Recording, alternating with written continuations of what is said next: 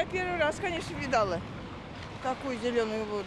Зеленая вода сегодня удивила жителей поселка Юдино. Заливала и окрашивала улицу железнодорожников с самого утра. Пешим прогулкам по цветной земле казанцы оказались явно не готовы.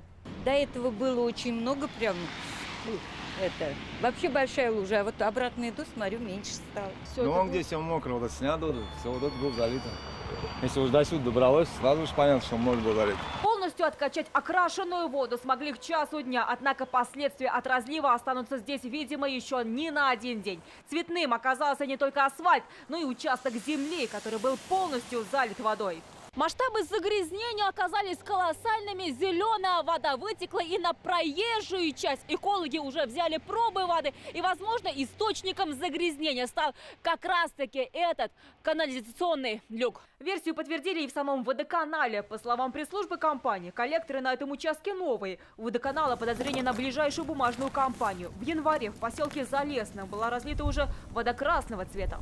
К сожалению, эта ситуация уже не впервые. Там неподалеку у нас есть бумажная фабрика, которая периодически делает вот такой вот сброс в наши канализационные сети. Ну, соответственно, вот в этот день, допустим, они бумагу красили в оранжевый цвет, значит, оранжевую воду сбросили. Химический состав воды начали выяснять уже в лаборатории Минэкологии. На воду необычного цвета заявки от жителей чаще поступают осенью, во время опрессовки труб. Но в данном случае на пробы был взят именно канализационный источник. В первую очередь посмотрим на аммония, фосфаты, которые характеризуют, к какому типу сточных вод данная вода будет относиться.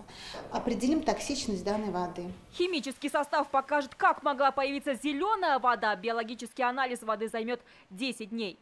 Альбина Минибаева, Марат Саидгараев, ТНВ, Казань.